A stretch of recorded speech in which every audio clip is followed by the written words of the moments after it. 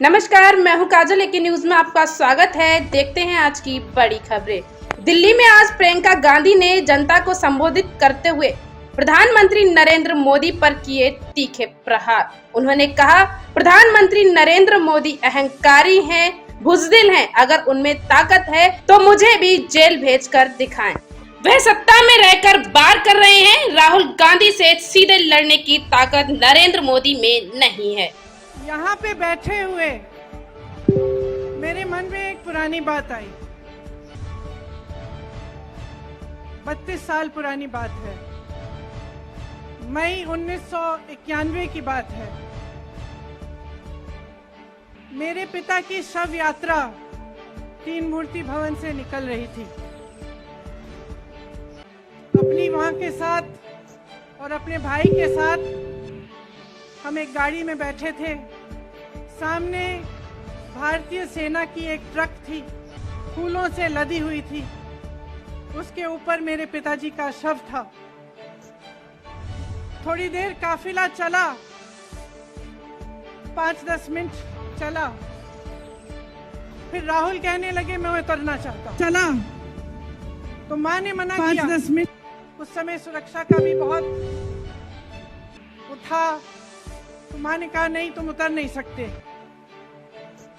राहुल ने जिद की, नहीं मैं उतरूंगा। मैंने माँ से कहा, माँ उतरने दो। राहुल गाड़ी से उतरा। उस सेना की ट्रक के पीछे खड़ा होके चलने लगा और तीन मूर्ति से लेके कड़ी धूप में अपने पिता के जनाजे के पीछे पीछे पैदल चलते चलते यहाँ पहुंचा। इस जगह से कुछ 400-500 गज दूर यहाँ पर मेरे शहीद पिता के अंतिम संस्कार मेरे भाई ने किए।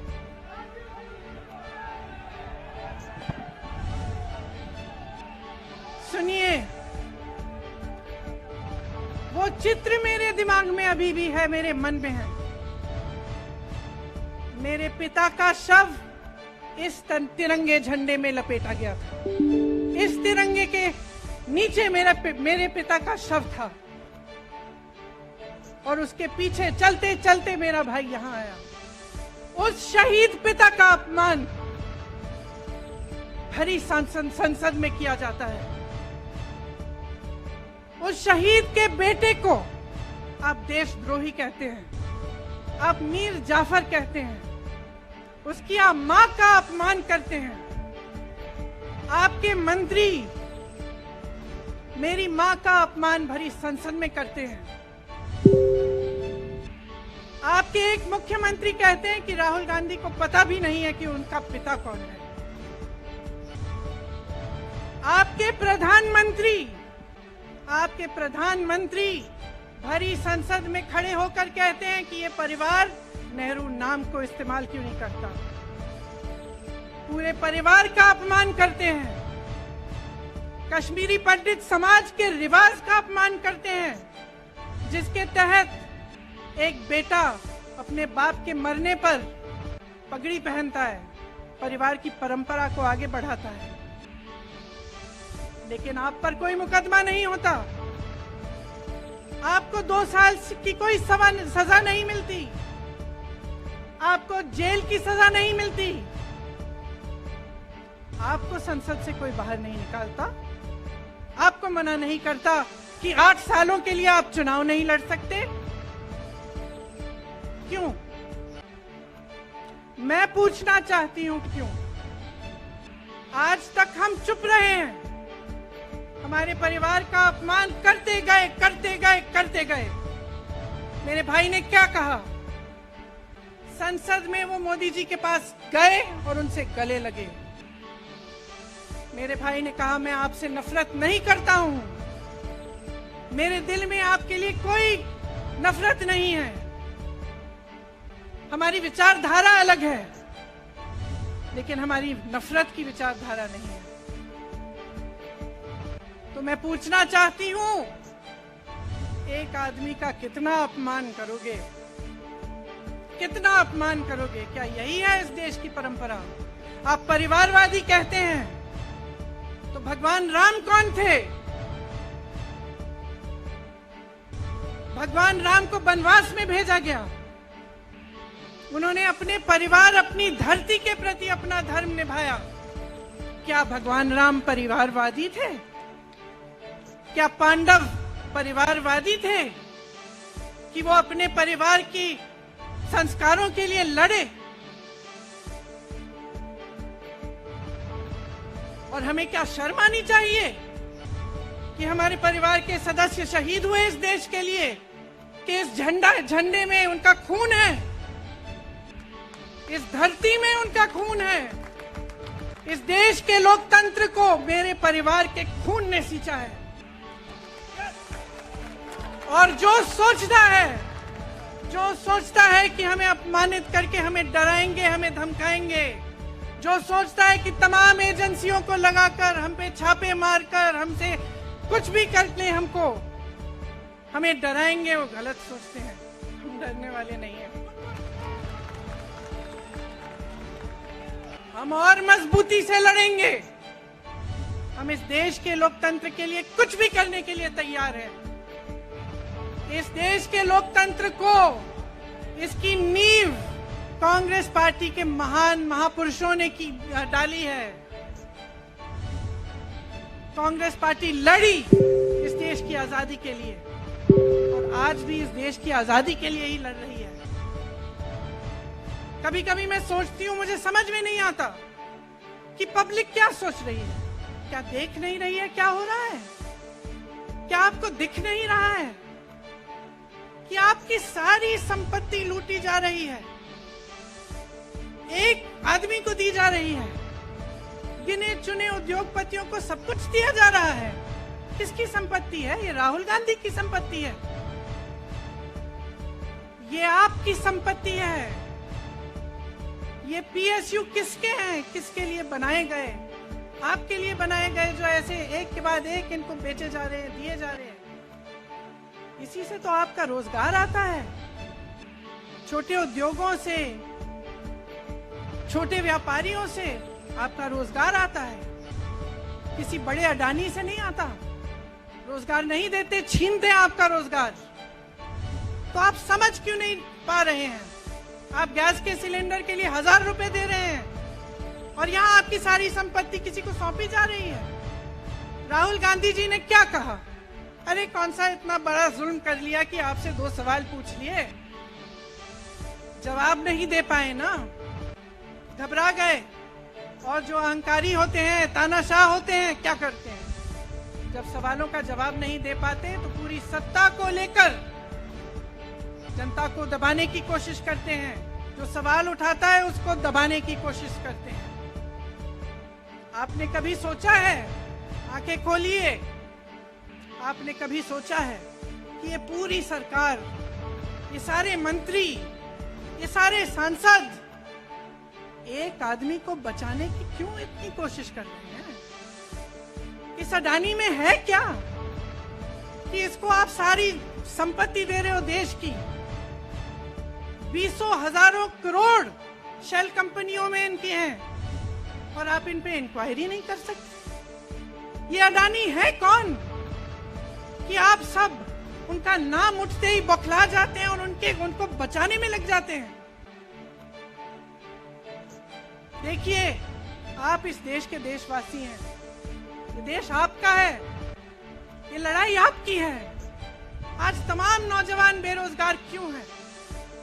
हम इश्तिहार तो देख रहे हैं, होर्डिंग देख रहे हैं, मदर ऑफ डेमोक्रेसी लिखा है, कहते हैं कि हमारी अर्थव्यवस्था बहुत तेजी से आगे बढ़ रही है, तो इतने नौजवान बेरोजगार क्यों हैं? तो जहां जहां हम जाते हैं बेरोजगार नौजवान क्यों दिखते हैं? इतनी महंगाई क्यों है? इतनी महंगाई क्यों है? क्या आप इतने बड़े काम कर सकते हो लेकिन एक गैस सिलेंडर का दाम कम नहीं कर सकते? आप छोटे व्यापारियों की मदद नहीं कर सकते? आप रोजगार नहीं बनवा सकते? तो फिर आपकी सरकार किस काम की है? लोगों को दबाने के लिए है या अडानी जी को आगे बढ़ाने के लिए है? तो आज ये समय आ गया है कि हमें गंभीरता से सोचना पड़ेगा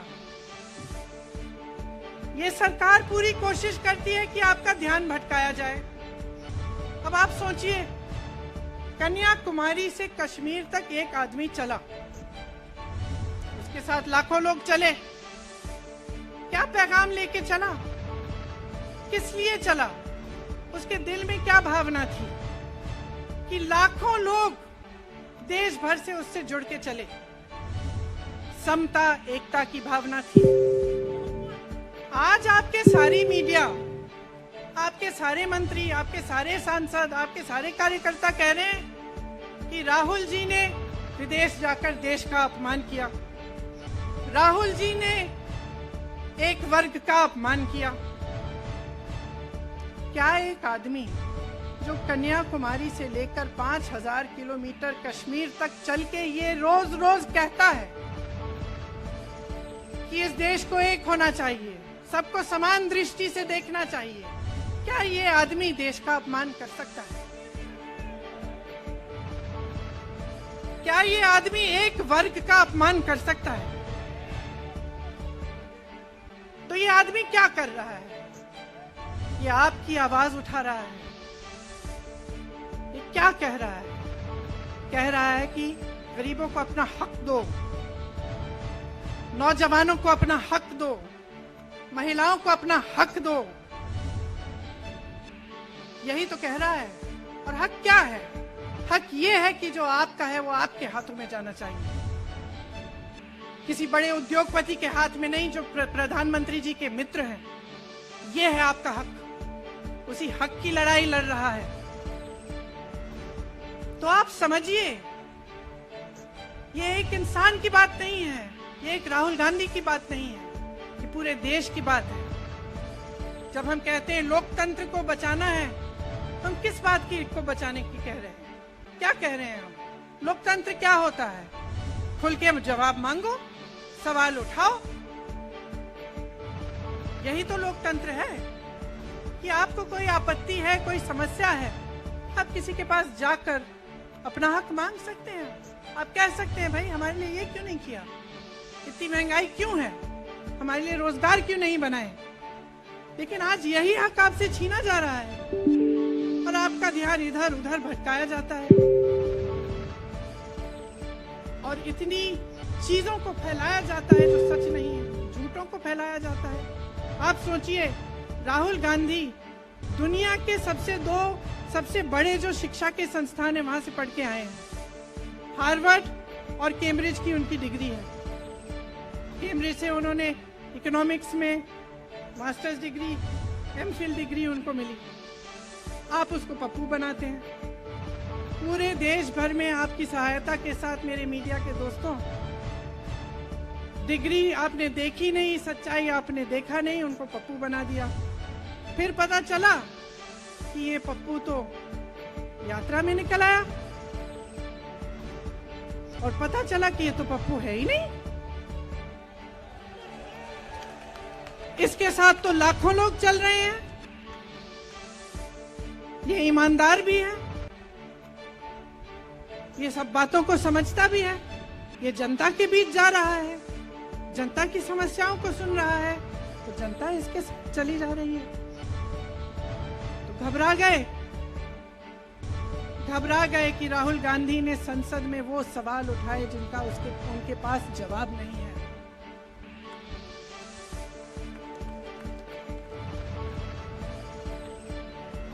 क्या किया सुन लीजिए।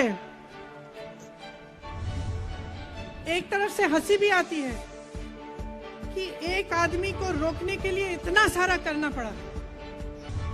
जिस आदमी ने राहुल जी के खिलाफ सूरत में कंप्लेंट लगाई, आपको मालूम है कि पिछले साल उसने खुद कचहरी में जाके बोला इस पे आप स्टे लगा दीजिए। 1 साल के लिए अपने ही केस पे स्टे लगवाया। फिर वापस कब गए केस खुलवाने के लिए? राहुल गांधी के संसद में अडानी के भाषण देने के 1 हफ्ते बाद।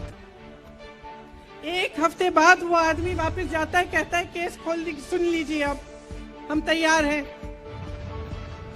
1 महीने के अंदर अंदर जज कह देते हैं कि राहुल गांधी को 2 साल की सजा मिलेगी। आपने देखा इस देश में कितने केस हैं कि जेल में 10 साल के लिए पड़े रहते हैं, उनकी सुनवाई नहीं होती। ये तो सुनवाई भी फट से हो गई, जजमेंट भी फट से हो गई, सजा भी फट से हो गई। और आपने कह दिया अगले दिन कि 8 सालों के लिए ये चुनाव नहीं लड़ सकते, संसद से बाहर कर देंगे इनको। वाह वाह वाह वाह वाह वाह, बहुत धैर्य है आप में। अरे कायर हैं, कायर है इस देश का प्रधानमंत्री। लगा दो केस मुझ पर, लगा दो केस मुझ पर, जेल ले जाओ मुझे भी, लेकिन सच्चाई ये है कि इस देश का प्रधानमंत्री कायर है।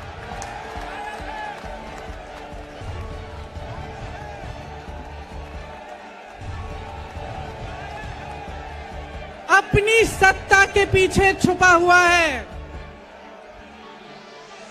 अहंकारी है, और इस देश की बहुत पुरानी परंपरा है, इस देश की बहुत पुरानी परंपरा है, हिंदू धर्म की पुरानी परंपरा है कि अहंकारी राजा को जनता जवाब देती है। और इस देश की बहुत पुरानी परंपरा है कि अहंकारी राजा को ये देश पहचानता है। मेरे परिवार ने मुझे एक चीज सिखाई है कि ये देश दिल से बोलता है और दिल से सुनता है। ये देश सच्चाई को पहचानता है, और मैं जानती हूं कि आज वो दिन है जब से सारा कुछ बदलने लगेगा।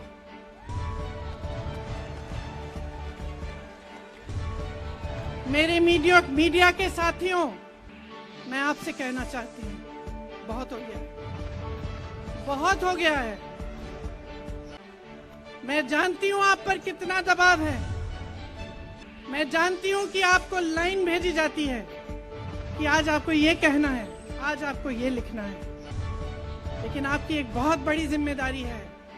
आज लोकतंत्र खतरे में है। अगर सरकार सवाल उठाने वाले को 8 सालों के लिए संसद से निकाल सकती है, अगर कह सकती है कि तुम्हें चुनाव लड़ने की ही इजाजत नहीं है, तो बहुत गड़बड़ है, बहुत गलत हो रहा है, और ये लोकतंत्र के लिए ठीक नहीं है, ये इस देश के लिए ठीक नहीं है। जब आप पत्रकार बने, शुरू में जब आप काम के लिए आए, तो आपके दिल में भी ये होगी बात कि देश के लिए मैं सच्चाई बोलूंगा, सच्चाई बोलूंगी। आज आप बोल नहीं पा रहे हैं, हिम्मत करिए, खड़े हो जाइए आप भी। और जैसे खड़गे जी ने कहा कि तमाम पार्टियों ने आज अपनी आवाज उठाई है, उनका हम सब धन्यवाद देते हैं। और हम सबको एक होना पड़ेगा, इसलिए होना पड़ेगा क्योंकि आज ये देश खतरे में है।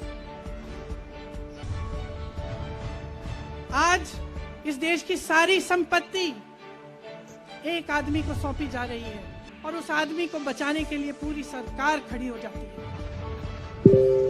बहुत गलत हो रहा है अगर आज मेरे भाइयों और बहनों आप इसको पहचान नहीं पाएंगे, तो इस देश को बहुत खतरे में डाल देंगे। इसीलिए यहाँ खड़े हुए महात्मा गांधी जी की समाधि के कुछ ही गज दूर खड़े हुए मैं आपको याद दिलाती हूँ कि कितनों ने इस देश के लिए अपना खून बहाया है,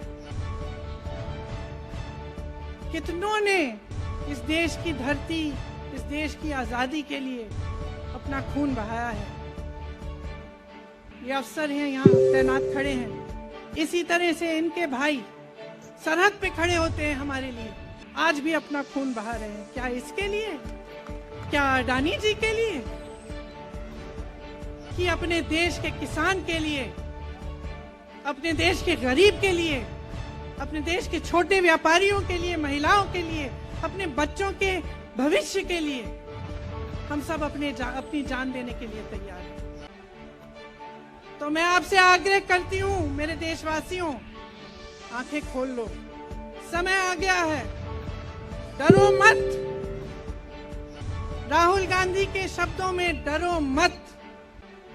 इनका सामना करने का समय आ गया है। एकजुट हो जाओ, सामना करो, इस देश की सच्चाई को उभारो, इस देश की एकता को बनाए रखो और इस देश को आगे बढ़ाओ। जय हिंद, जय हिंद, जय हिंद। हम आज यहाँ, सुनाई दे रहा है?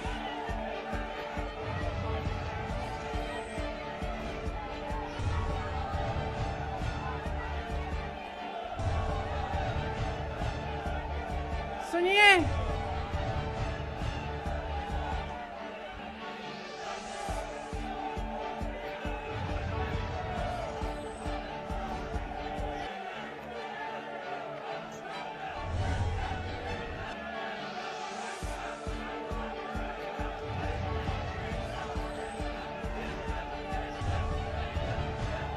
अब बोलूं?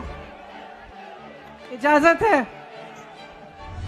मेरे यूपी के भाइयों, बोलने दो। देखिए, यहाँ पे बैठे हुए मेरे मन में एक पुरानी बात आई।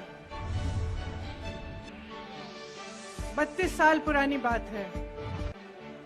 मई 1991 की बात है। मेरे पिता की शव यात्रा तीन मूर्ति भवन से निकल रही थी। अपनी मां के साथ और अपने भाई के साथ हम एक गाड़ी में बैठे थे। सामने भारतीय सेना की एक ट्रक थी, फूलों से लदी हुई थी। उसके ऊपर मेरे पिताजी का शव था। थोड़ी देर काफिला चला, 5-10 मिनट चला। फिर राहुल कहने लगे मैं उतरना चाहता हूं। तो मां ने मना किया। उस समय सुरक्षा का भी बहुत था। तो मां ने कहा नहीं, तुम उतर नहीं सकते। राहुल ने जिद की, नहीं मैं उतरूंगा। मैंने मां से कहा मां उतरने दो। राहुल गाड़ी से उतरा। उस सेना की ट्रक के पीछे खड़ा होके चलने लगा और तीन मूर्ति से लेके कड़ी धूप में अपने पिता के जनाजे के पीछे पीछे पैदल चलते चलते चलते चलते यहाँ पहुंचा। इस जगह से कुछ 400-500 गज दूर यहाँ पर मेरे शहीद पिता के अंतिम संस्कार मेरे भाई ने किए।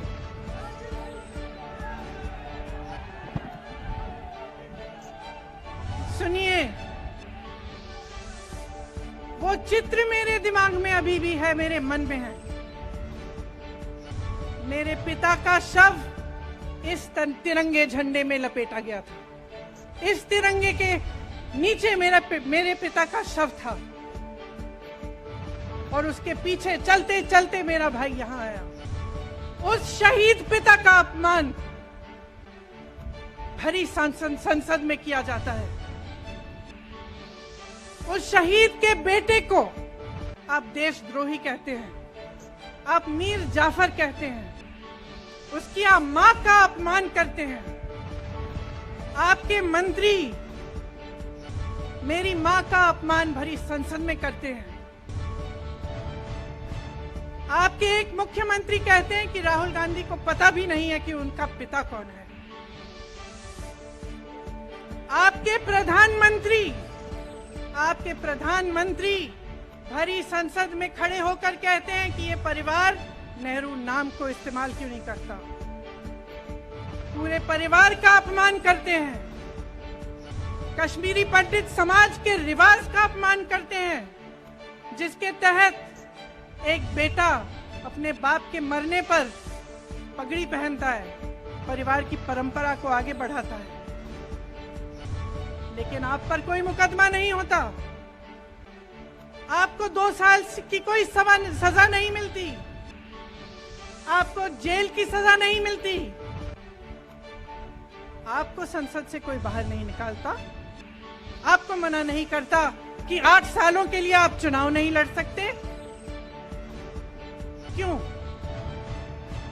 मैं पूछना चाहती हूं क्यों?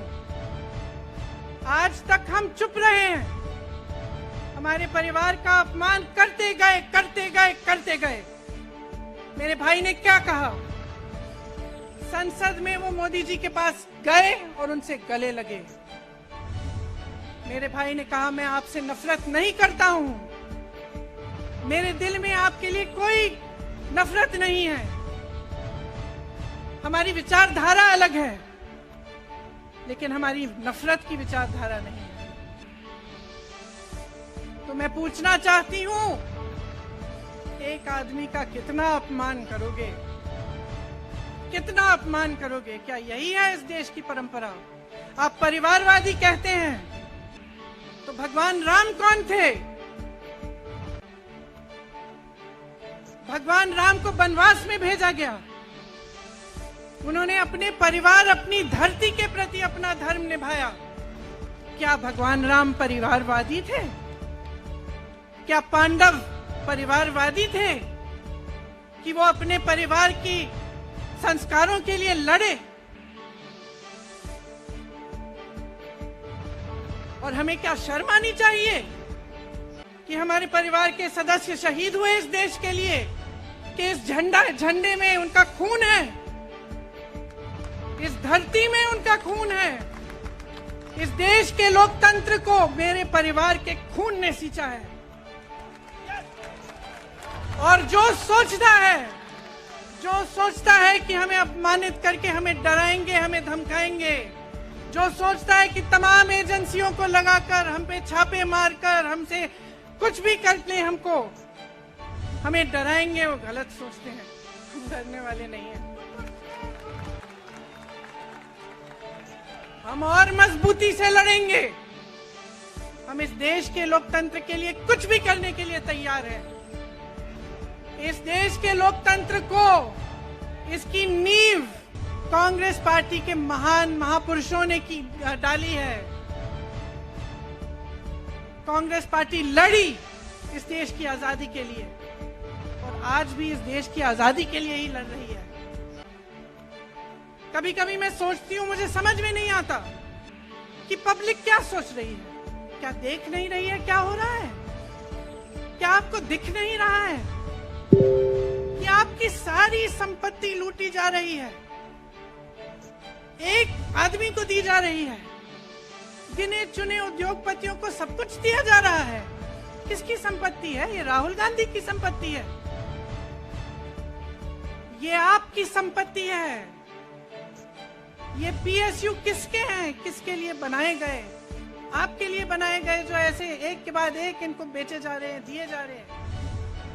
इसी से तो आपका रोजगार आता है, छोटे उद्योगों से, छोटे व्यापारियों से आपका रोजगार आता है, किसी बड़े अडानी से नहीं आता। रोजगार नहीं देते, छीनते हैं आपका रोजगार। तो आप समझ क्यों नहीं पा रहे हैं? आप गैस के सिलेंडर के लिए 1000 रुपए दे रहे हैं और यहाँ आपकी सारी संपत्ति किसी को सौंपी जा रही है। राहुल गांधी जी ने क्या कहा? अरे कौन सा इतना बड़ा जुल्म कर लिया कि आपसे 2 सवाल पूछ लिए, जवाब नहीं दे पाए ना, घबरा गए।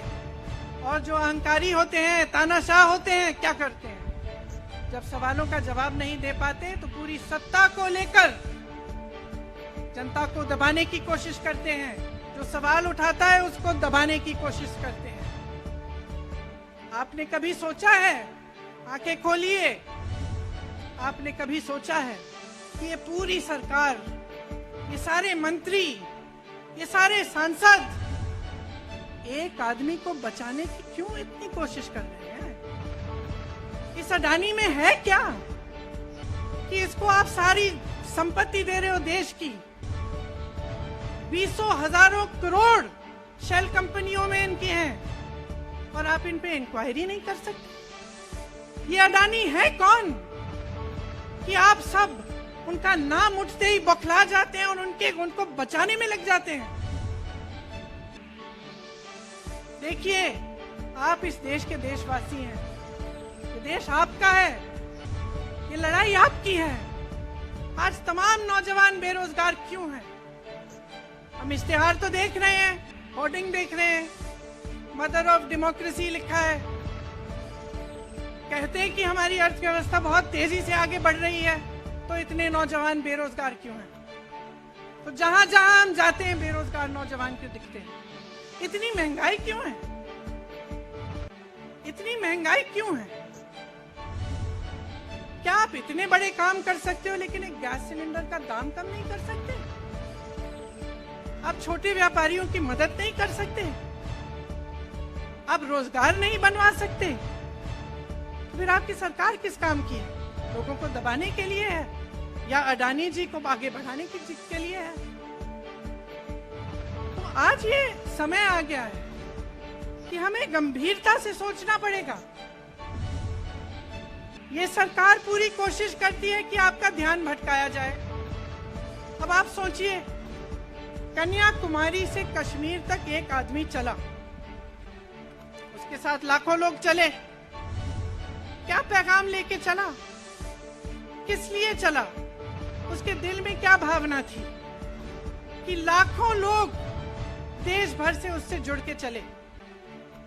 समता, एकता की भावना थी। आज आपके सारी मीडिया, आपके सारे मंत्री, आपके सारे सांसद, आपके सारे कार्यकर्ता कह रहे हैं कि राहुल जी ने विदेश जाकर देश का अपमान किया, राहुल जी ने एक वर्ग का अपमान किया। क्या एक आदमी जो कन्याकुमारी से लेकर 5000 किलोमीटर कश्मीर तक चल के ये रोज रोज कहता है कि इस देश को एक होना चाहिए, सबको समान दृष्टि से देखना चाहिए, क्या ये आदमी देश का अपमान कर सकता है? क्या ये आदमी एक वर्ग का अपमान कर सकता है? तो ये आदमी क्या कर रहा है? ये आपकी आवाज उठा रहा है। ये क्या कह रहा है? कह रहा है कि गरीबों को अपना हक दो, नौजवानों को अपना हक दो, महिलाओं को अपना हक दो। यही तो कह रहा है। और हक क्या है? हक ये है कि जो आपका है वो आपके हाथों में जाना चाहिए, किसी बड़े उद्योगपति के हाथ में नहीं जो प्रधानमंत्री जी के मित्र हैं। ये है आपका हक। उसी हक की लड़ाई लड़ रहा है। तो आप समझिए, ये एक इंसान की बात नहीं है, ये एक राहुल गांधी की बात नहीं है, ये पूरे देश की बात है। जब हम कहते हैं लोकतंत्र को बचाना है, हम किस बात की को बचाने की कह रहे हैं? क्या कह रहे हैं हम? लोकतंत्र क्या होता है? खुल के जवाब मांगो, सवाल उठाओ। यही तो लोकतंत्र है कि आपको कोई आपत्ति है, कोई समस्या है, आप किसी के पास जाकर अपना हक मांग सकते हैं। आप कह सकते हैं भाई हमारे लिए ये क्यों नहीं किया, इतनी महंगाई क्यों है, हमारे लिए रोजगार क्यों नहीं बनाए। लेकिन आज यही हक आपसे छीना जा रहा है और आपका ध्यान इधर उधर भटकाया जाता है और इतनी चीजों को फैलाया जाता है जो सच नहीं है, झूठों को फैलाया जाता है। आप सोचिए, राहुल गांधी दुनिया के सबसे बड़े जो शिक्षा के संस्थान है वहां से पढ़ के आए हैं। हार्वर्ड और कैम्ब्रिज की उनकी डिग्री है। कैम्ब्रिज से उन्होंने इकोनॉमिक्स में मास्टर्स डिग्री, एमफिल डिग्री उनको मिली। आप उसको पप्पू बनाते हैं। पूरे देश भर में आपकी सहायता के साथ मेरे मीडिया के दोस्तों, डिग्री आपने देखी नहीं, सच्चाई आपने देखा नहीं, उनको पप्पू बना दिया। फिर पता चला कि ये पप्पू तो यात्रा में निकल आया और पता चला कि ये तो पप्पू है ही नहीं। इसके साथ तो लाखों लोग चल रहे हैं। ये ईमानदार भी है, ये सब बातों को समझता भी है, ये जनता के बीच जा रहा है, जनता की समस्याओं को सुन रहा है, तो जनता इसके साथ चली जा रही है। तो घबरा गए, घबरा गए कि राहुल गांधी ने संसद में वो सवाल उठाए जिनका उनके पास जवाब नहीं है।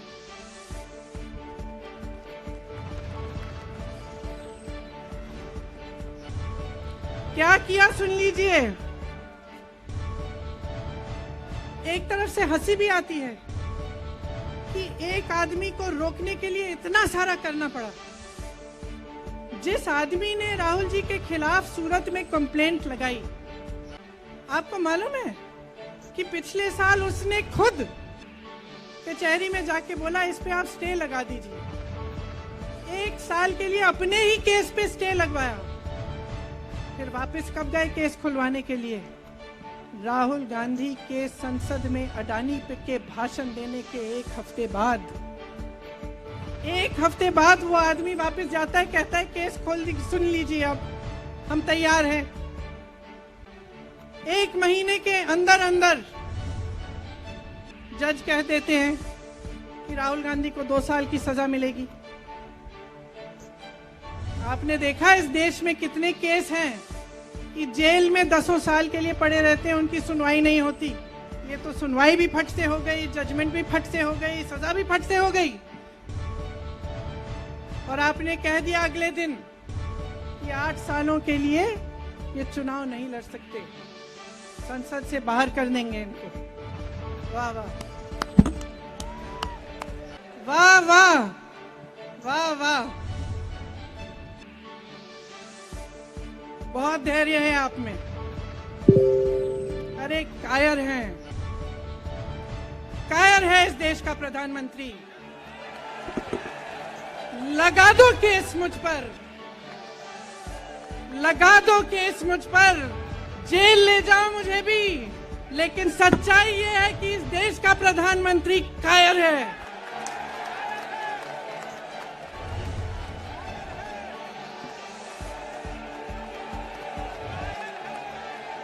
अपनी सत्ता के पीछे छुपा हुआ है,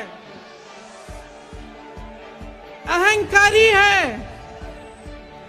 और इस देश की बहुत पुरानी परंपरा है, इस देश की बहुत पुरानी परंपरा है, हिंदू धर्म की पुरानी परंपरा है कि अहंकारी राजा को जनता जवाब देती है। और इस देश की बहुत पुरानी परंपरा है कि अहंकारी राजा को ये देश पहचानता है। मेरे परिवार ने मुझे एक चीज सिखाई है कि ये देश दिल से बोलता है और दिल से सुनता है। ये देश सच्चाई को पहचानता है। और मैं जानती हूं कि आज वो दिन है जब से सारा कुछ बदलने लगेगा।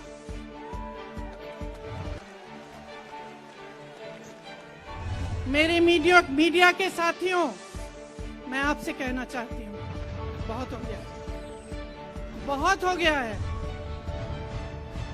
मैं जानती हूं आप पर कितना दबाव है।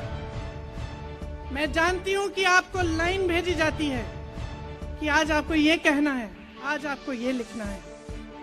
लेकिन आपकी एक बहुत बड़ी जिम्मेदारी है। आज लोकतंत्र खतरे में है। अगर सरकार सवाल उठाने वाले को 8 सालों के लिए संसद से निकाल सकती है, अगर कह सकती है कि तुम्हें चुनाव लड़ने की ही इजाजत नहीं है, तो बहुत गड़बड़ है, बहुत गलत हो रहा है। और ये लोकतंत्र के लिए ठीक नहीं है, ये इस देश के लिए ठीक नहीं है।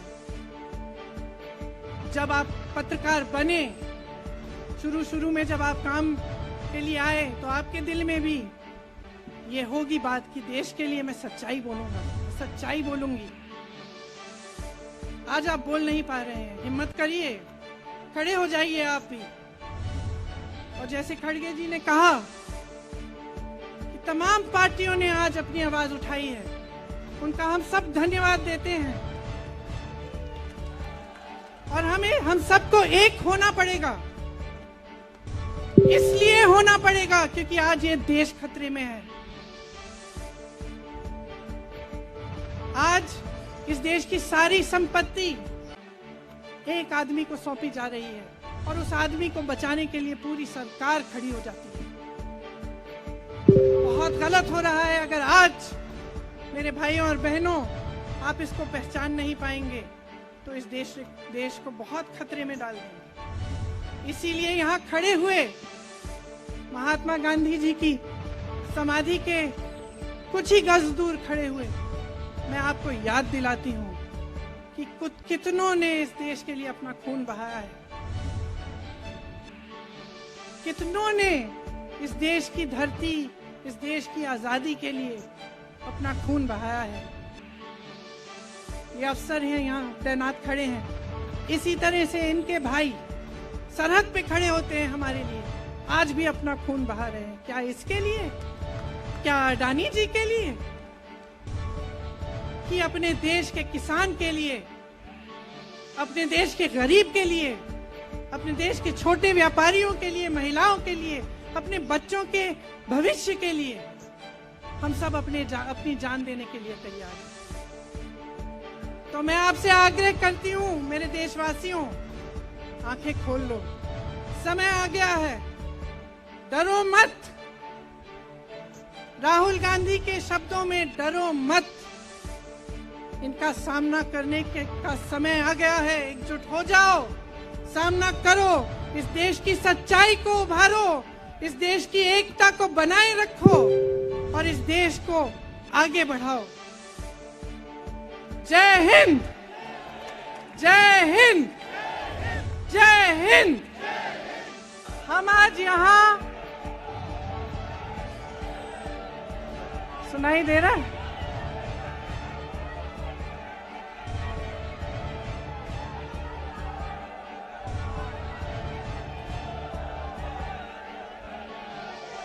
सुनिए,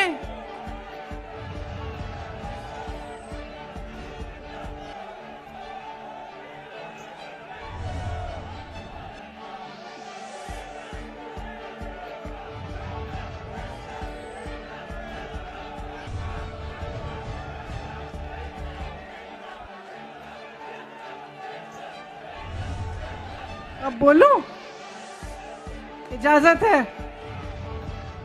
मेरे यूपी के भाइयों, बोलने दो। देखिए, यहाँ पे बैठे हुए मेरे मन में एक पुरानी बात आई। 32 साल पुरानी बात है, मई 1991 की बात है। मेरे पिता की शव यात्रा तीन मूर्ति भवन से निकल रही थी। अपनी वहां के साथ और अपने भाई के साथ हम एक गाड़ी में बैठे थे। सामने भारतीय सेना की एक ट्रक थी, फूलों से लदी हुई थी। उसके ऊपर मेरे पिताजी का शव था।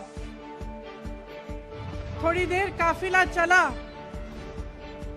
5-10 मिनट चला, फिर राहुल कहने लगे मैं उतरना चाहता हूं। तो माँ ने मना किया। उस समय सुरक्षा का भी बहुत उठा, तो माँ ने कहा नहीं, तुम उतर नहीं सकते। राहुल ने जिद की, नहीं मैं उतरूंगा। मैंने माँ से कहा माँ उतरने दो। राहुल गाड़ी से उतरा,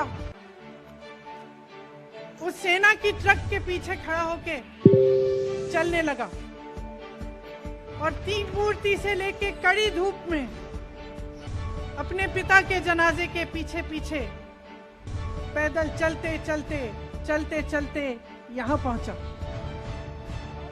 इस जगह से कुछ 400-500 गज दूर यहाँ पर मेरे शहीद पिता के अंतिम संस्कार मेरे भाई ने किए।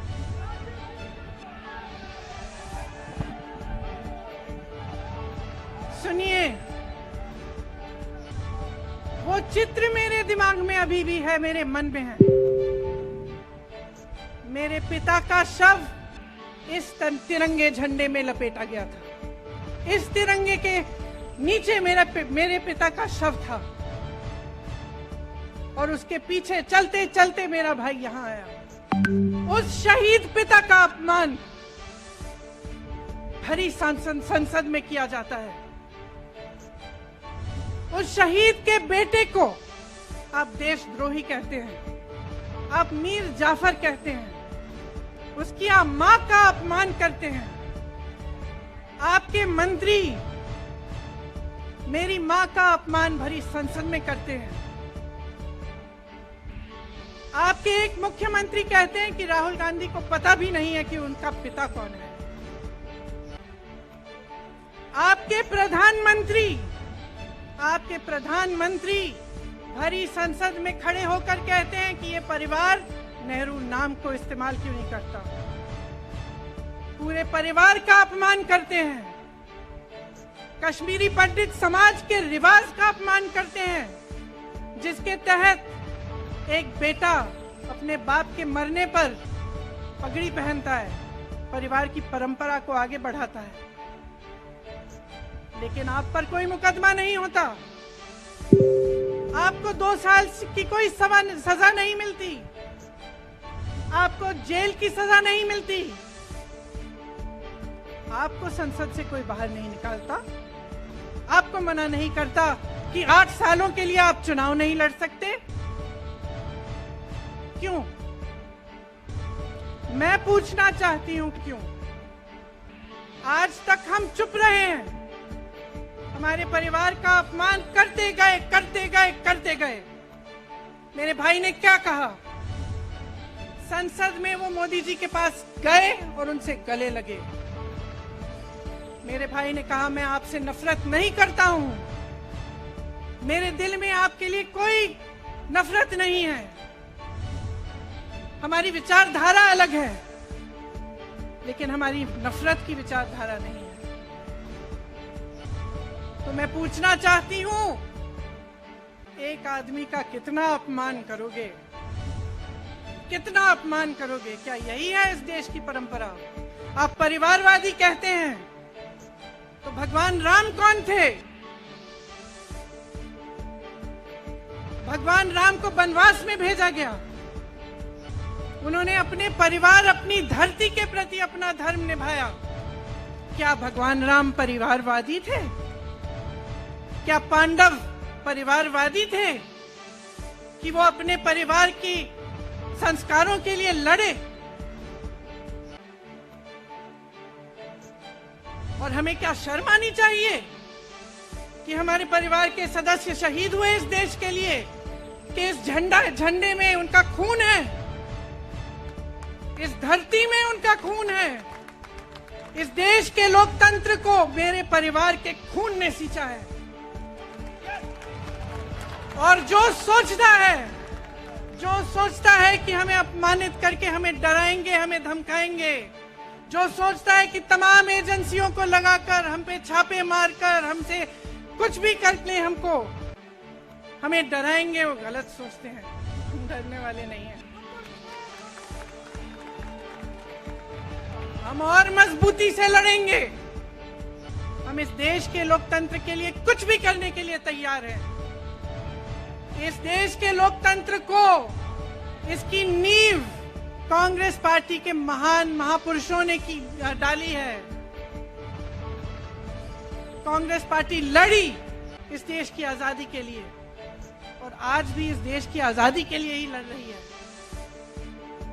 कभी कभी मैं सोचती हूँ, मुझे समझ में नहीं आता कि पब्लिक क्या सोच रही है। क्या देख नहीं रही है क्या हो रहा है?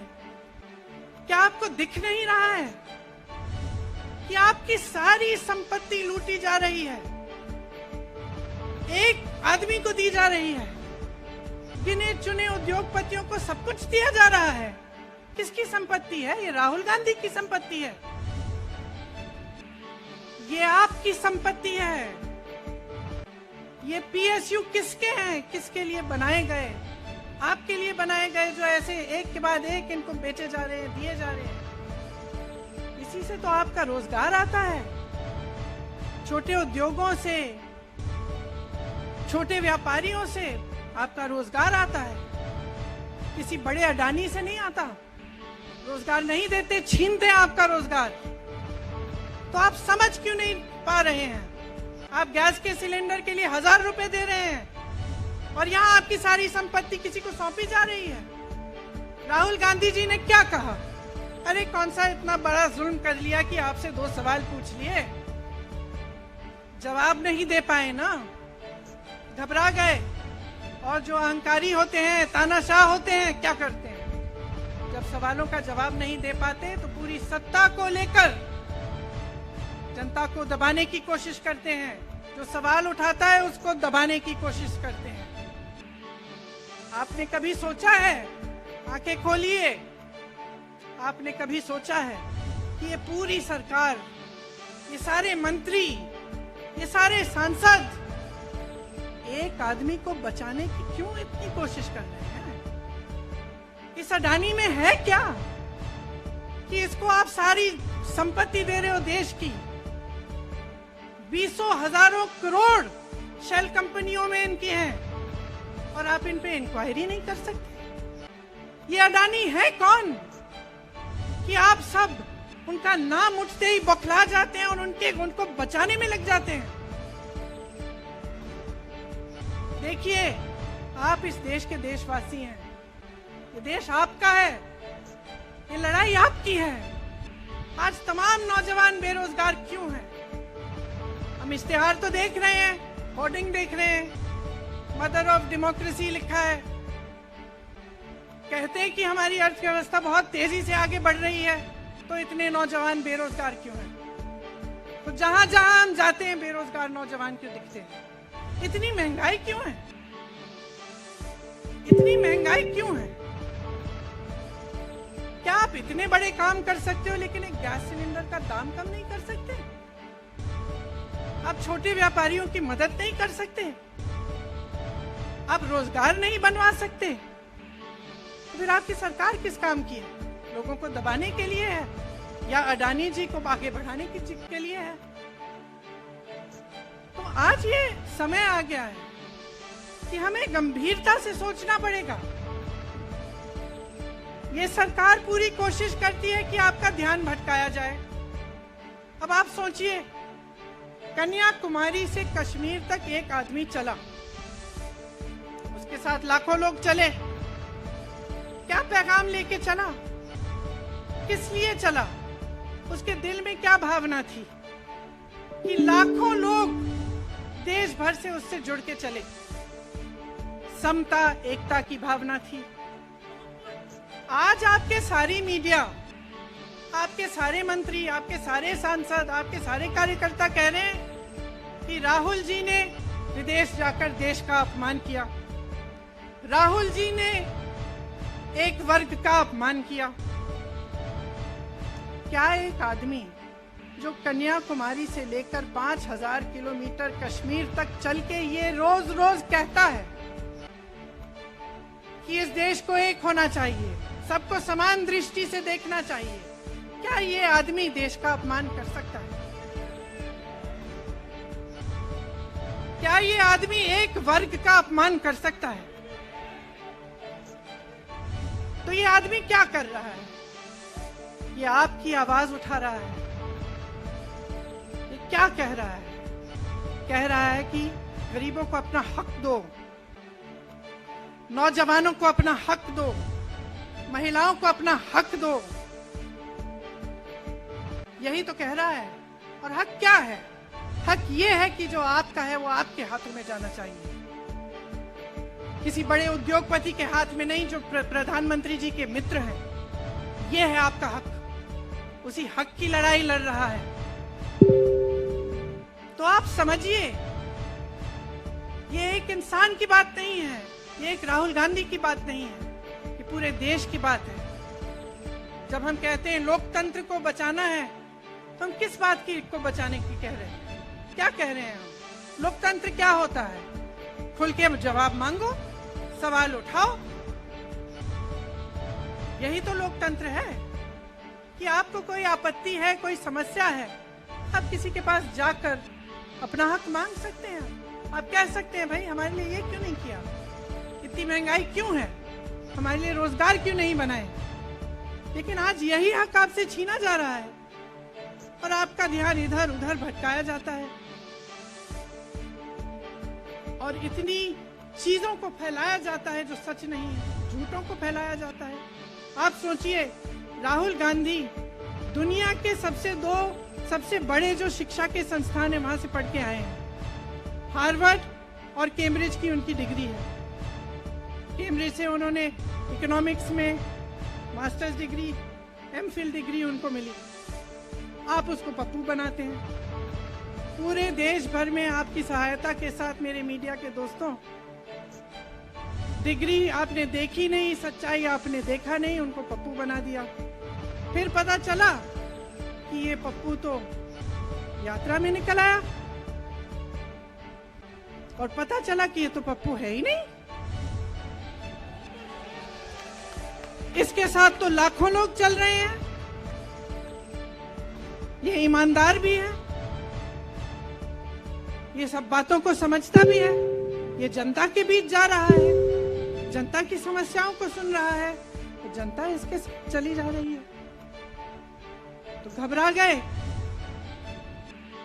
गए कि राहुल गांधी ने संसद में वो सवाल उठाए जिनका उनके पास जवाब नहीं है।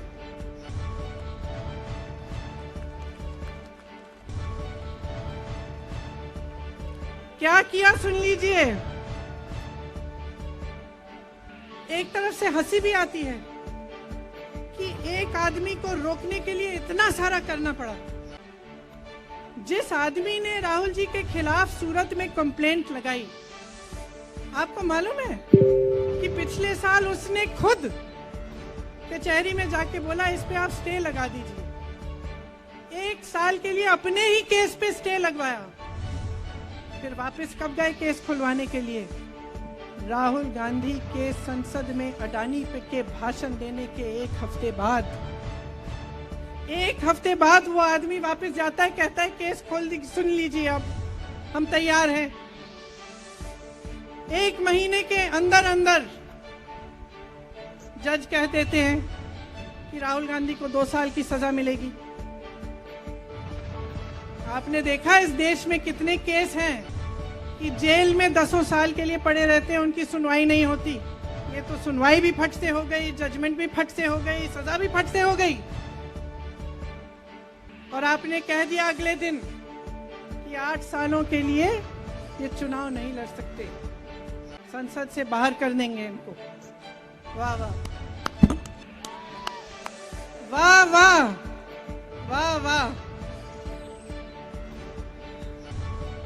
बहुत धैर्य है आप में। अरे कायर है इस देश का प्रधानमंत्री। लगा दो केस मुझ पर, लगा दो केस मुझ पर, जेल ले जाओ मुझे भी, लेकिन सच्चाई ये है कि इस देश का प्रधानमंत्री कायर है।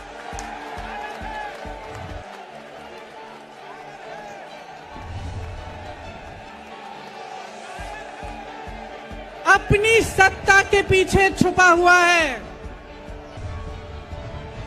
अहंकारी है, और इस देश की बहुत पुरानी परंपरा है, इस देश की बहुत पुरानी परंपरा है, हिंदू धर्म की पुरानी परंपरा है कि अहंकारी राजा को जनता जवाब देती है। और इस देश की बहुत पुरानी परंपरा है कि अहंकारी राजा को ये देश पहचानता है। मेरे परिवार ने मुझे एक चीज सिखाई है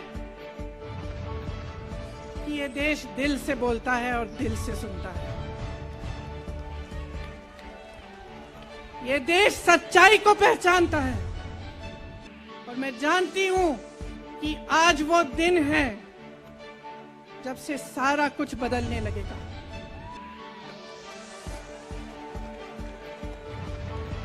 मेरे मीडिया के साथियों, मैं आपसे कहना चाहती हूं, बहुत हो गया है, बहुत हो गया है। मैं जानती हूं आप पर कितना दबाव है। मैं जानती हूं कि आपको लाइन भेजी जाती है कि आज आपको ये कहना है, आज आपको ये लिखना है, लेकिन आपकी एक बहुत बड़ी जिम्मेदारी है। आज लोकतंत्र खतरे में है। अगर सरकार सवाल उठाने वाले को 8 सालों के लिए संसद से निकाल सकती है, अगर कह सकती है कि तुम्हें चुनाव लड़ने की ही इजाजत नहीं है, तो बहुत गड़बड़ है, बहुत गलत हो रहा है। और ये लोकतंत्र के लिए ठीक नहीं है, ये इस देश के लिए ठीक नहीं है।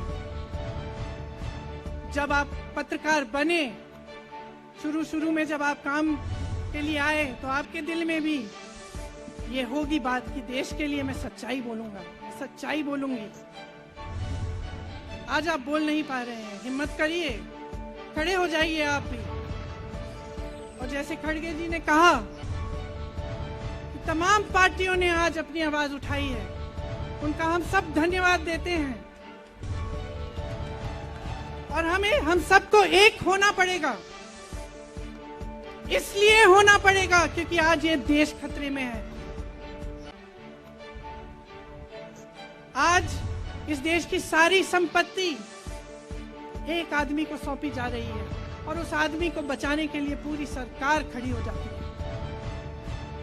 बहुत गलत हो रहा है। अगर आज मेरे भाइयों और बहनों आप इसको पहचान नहीं पाएंगे तो इस देश को बहुत खतरे में डाल देंगे। इसीलिए यहाँ खड़े हुए महात्मा गांधी जी की समाधि के कुछ ही गज दूर खड़े हुए मैं आपको याद दिलाती हूँ कि कितनों ने इस देश के लिए अपना खून बहाया है,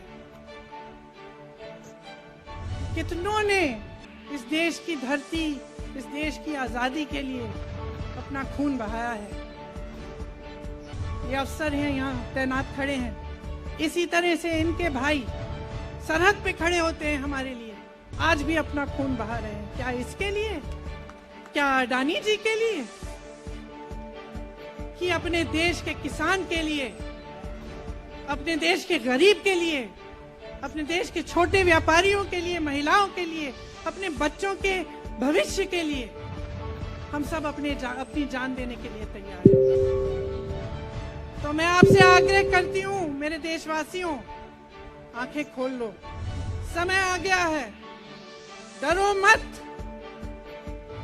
राहुल गांधी के शब्दों में डरो मत, इनका सामना करने का समय आ गया है। एकजुट हो जाओ, सामना करो, इस देश की सच्चाई को उभारो, इस देश की एकता को बनाए रखो और इस देश को आगे बढ़ाओ। जय हिंद, जय हिंद, जय हिंद। हम आज यहाँ, सुनाई दे रहा है?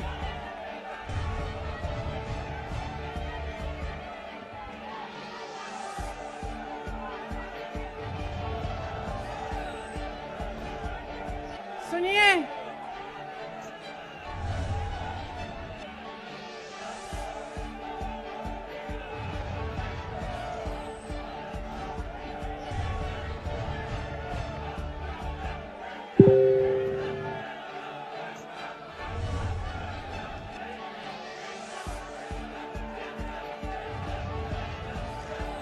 अब बोलो, इजाजत है? मेरे यूपी के भाइयों, बोलने दो। देखिए, यहाँ पे बैठे हुए मेरे मन में एक पुरानी बात आई, 32 साल पुरानी बात है, मई 1991 की बात है। मेरे पिता की शव यात्रा 3 मूर्ति भवन से निकल रही थी। अपनी मां के साथ और अपने भाई के साथ हम एक गाड़ी में बैठे थे। सामने भारतीय सेना की एक ट्रक थी, फूलों से लदी हुई थी, उसके ऊपर मेरे पिताजी का शव था। थोड़ी देर काफिला चला, 5-10 मिनट चला, फिर राहुल कहने लगे मैं उतरना चाहता हूं। तो मां ने मना किया, उस समय सुरक्षा का भी बहुत वो था, तो मां ने कहा नहीं, तुम उतर नहीं सकते। राहुल ने जिद की, नहीं मैं उतरूंगा। मैंने मां से कहा मां उतरने दो। राहुल गाड़ी से उतरा, उस सेना की ट्रक के पीछे खड़ा होके चलने लगा और तीन मूर्ति से लेके कड़ी धूप में अपने पिता के जनाजे के पीछे पीछे पैदल चलते चलते चलते चलते यहां पहुंचा।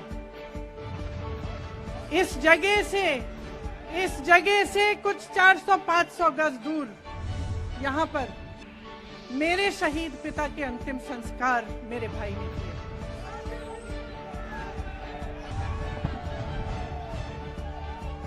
सुनिए,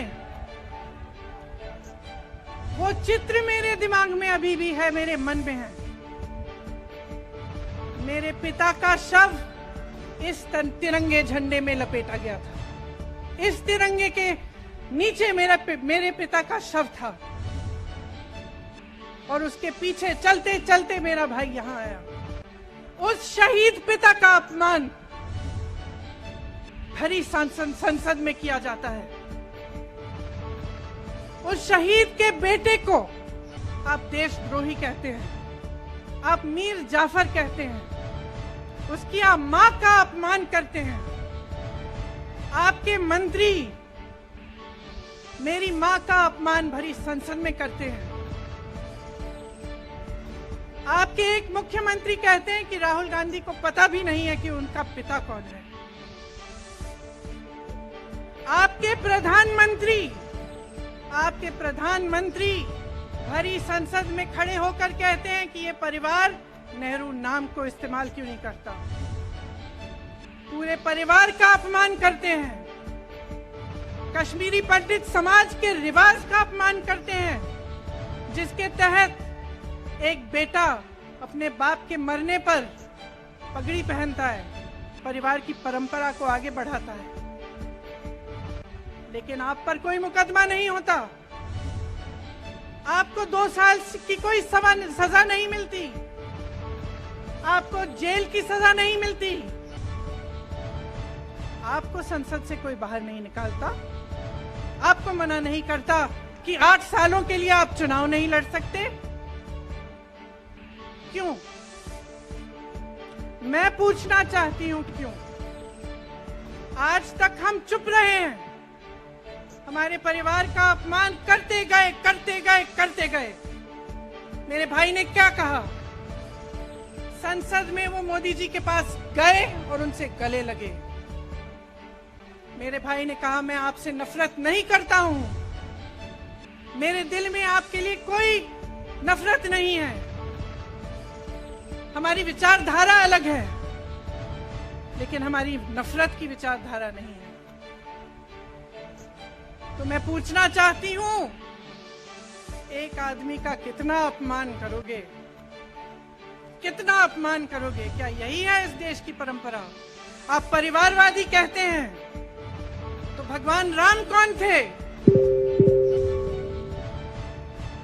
भगवान राम को वनवास में भेजा गया, उन्होंने अपने परिवार, अपनी धरती के प्रति अपना धर्म निभाया। क्या भगवान राम परिवारवादी थे? क्या पांडव परिवारवादी थे कि वो अपने परिवार की संस्कारों के लिए लड़े?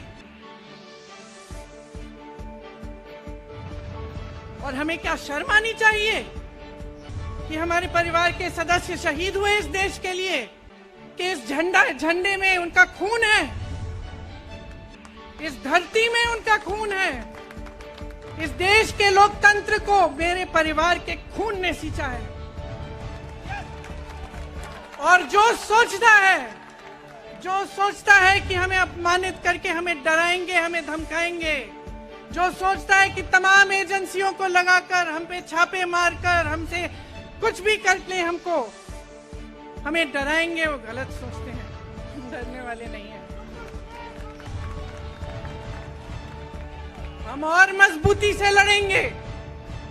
हम इस देश के लोकतंत्र के लिए कुछ भी करने के लिए तैयार हैं। इस देश के लोकतंत्र को, इसकी नींव कांग्रेस पार्टी के महान महापुरुषों ने डाली है। कांग्रेस पार्टी लड़ी इस देश की आजादी के लिए और आज भी इस देश की आजादी के लिए ही लड़ रही है। कभी कभी मैं सोचती हूँ, मुझे समझ में नहीं आता कि पब्लिक क्या सोच रही है। क्या देख नहीं रही है क्या हो रहा है? क्या आपको दिख नहीं रहा है कि आपकी सारी संपत्ति लूटी जा रही है,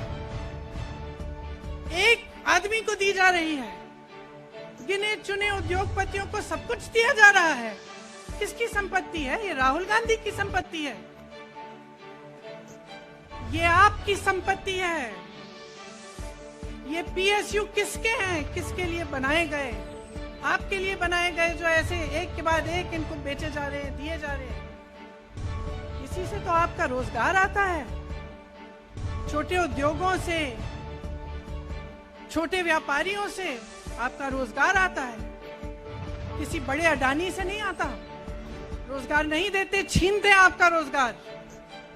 तो आप समझ क्यों नहीं पा रहे हैं?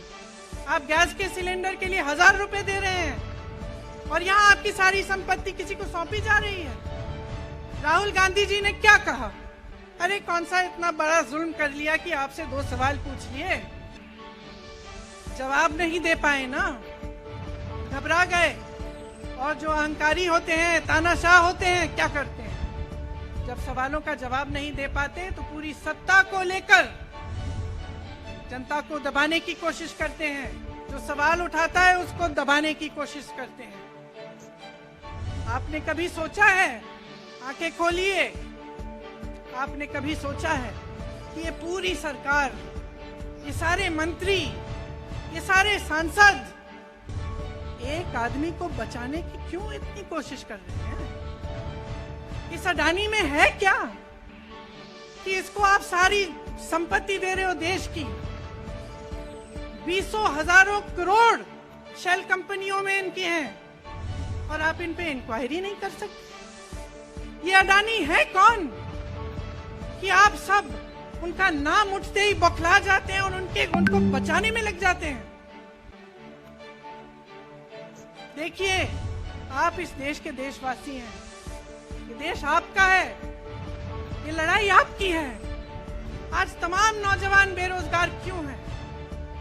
हम इश्तिहार तो देख रहे हैं, होर्डिंग देख रहे हैं, मदर ऑफ डेमोक्रेसी लिखा है, कहते हैं कि हमारी अर्थव्यवस्था बहुत तेजी से आगे बढ़ रही है, तो इतने नौजवान बेरोजगार क्यों हैं? तो जहां जहां हम जाते हैं बेरोजगार नौजवान क्यों दिखते हैं? इतनी महंगाई क्यों है? इतनी महंगाई क्यों है? क्या आप इतने बड़े काम कर सकते हो लेकिन एक गैस सिलेंडर का दाम कम नहीं कर सकते? आप छोटे व्यापारियों की मदद नहीं कर सकते?